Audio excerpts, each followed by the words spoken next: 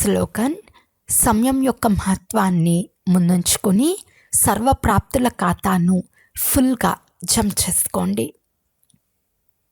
అవ్యక్త సూచన: ఇప్పుడు సంపన్నంగా లేక కర్మాతీతంగా అవ్వాలనే తపనలో ఉండండి.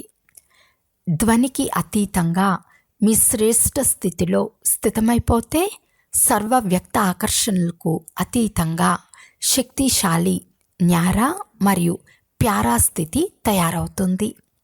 ఒక్క సెకండ్ కొరకైనా ఈ శ్రేష్ఠ స్థితిలో స్థితమైతే దాని ప్రభావం వలన రోజంతా కర్మ చేస్తూ కూడా స్వయంలో విశేషమైన శాంతి శక్తిని అనుభవం చేస్తారు. ఈ స్థితినే కర్మాతీత స్థితి, బాప్ సమాన్ సంపూర్ణ స్థితి అని అంటారు. అచ్చా, ఓం శాంతి.